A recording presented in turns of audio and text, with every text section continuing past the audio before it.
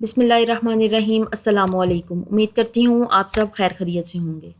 आज का हमारा टॉपिक है peroxisome, its structure and function. Peroxisome एक बहुत इंपॉर्टेंट ऑर्गेनेली है जो यूकैरियोटिक सेल में मौजूद होता है। This is also single membrane bound organelle as lysosome.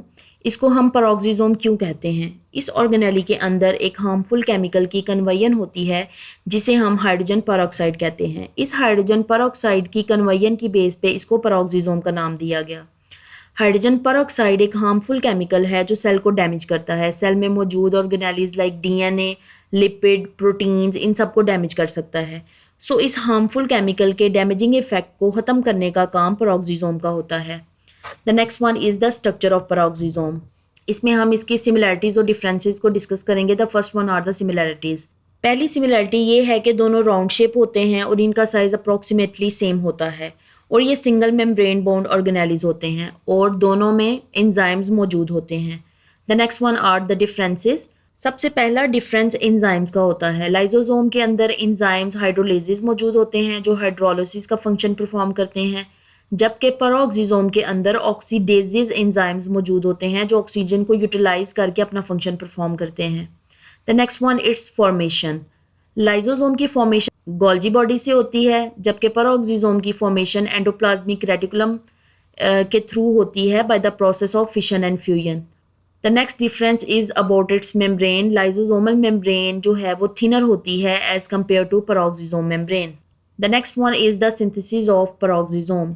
Endoplasmic reticulum के ऊपर राइबोसोम्स मौजूद होते हैं जो प्रोटीन बनाते हैं। लेट से कोई भी एक राइबोसोम ने कोई भी इंजाइमेटिक प्रोटीन बनाई जिसने पेरोक्सिसोम के अंदर जाना है। ये प्रोटीन बनी एंडोप्लाज्मिक रेटिकुलम के अंदर और वेजिकल में लिपट के बाहर निकल आई। सेम इसी तरह से डिफरेंट इंजाइमेटिक प्रोटीन्स बनती हैं, वेजिकल में लिपट के बाहर निकल आती हैं। इसी तरह बहुत से वेजिकल्स बन के बाहर निकलते हैं।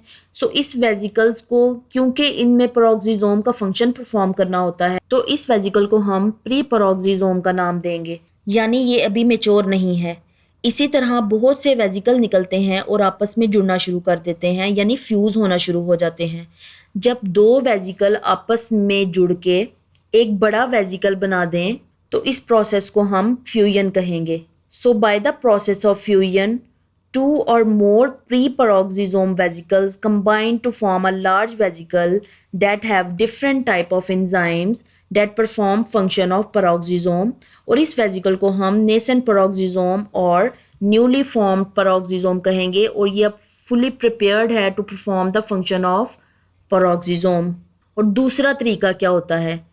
सेल के अंदर पेरोक्सिसोम मौजूद है जो हाइड्रोजन पेरोक्साइड की कन्वेयन करवा रहा है। इसी तरह एंडोप्लाज्मिक रेटिकुलम से प्री पेरोक्सिसोम आके इसके अंदर फ्यूज होना स्टार्ट हो जाते हैं। इसका साइज और बड़ा होना शुरू हो जाता है तो ये स्प्लिट कर देता है इनटू टू न्यू पेरोक्सिसोम और ये इंडिपेंडेंट होते हैं अपना फंक्शन परफॉर्म करने के लिए और इस प्रोसेस को हम फिशन कहते हैं। Functions of peroxisome. Peroxisome different function perform करता है। हम इसी पिक्चर से सारे इसके फंक्शन जो हैं वो डिस्कस करेंगे। The first function is fat metabolism. Fat metabolism में क्या होता है कि very long chain fatty acid जो हैं वो ABCD1 प्रोटीन चैनल के थ्रू पेरोक्सिसोम के अंदर आते हैं। देन ये कन्वर्ट हो जाते हैं through series of processes into acetyl co A and acyl co A में।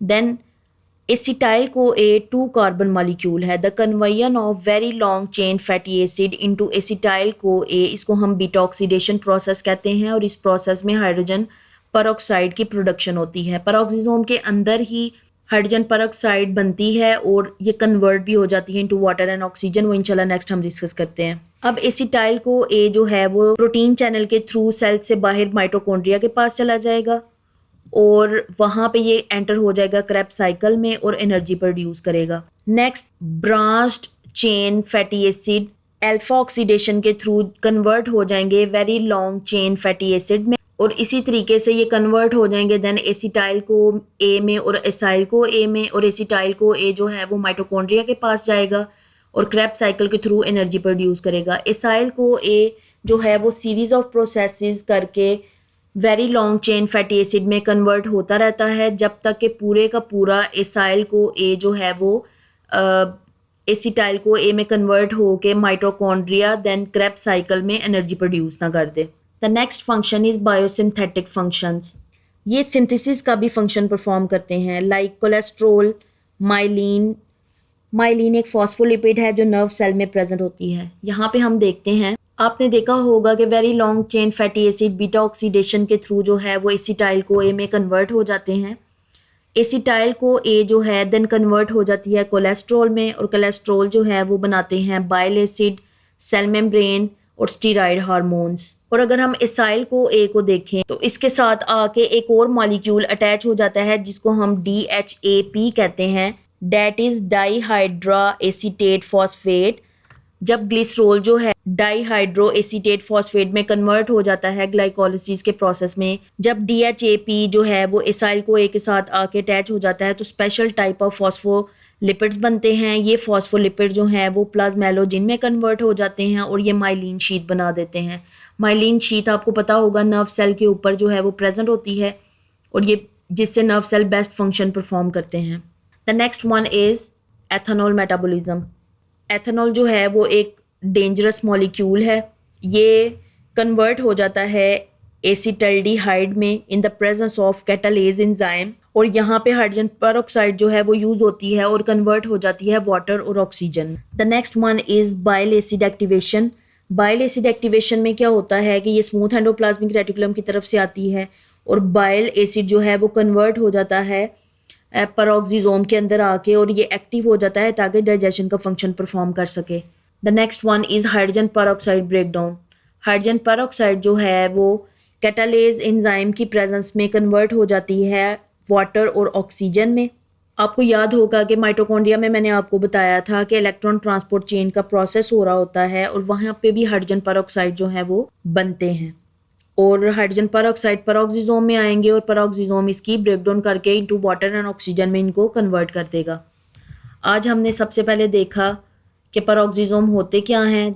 नेक्स्ट हमने इसका स्ट्रक्चर जो है वो कंपेयर किया लाइसोसोम के साथ, इनमें क्या क्या सिमिलैरिटीज़ और डिफरेंसेस हैं।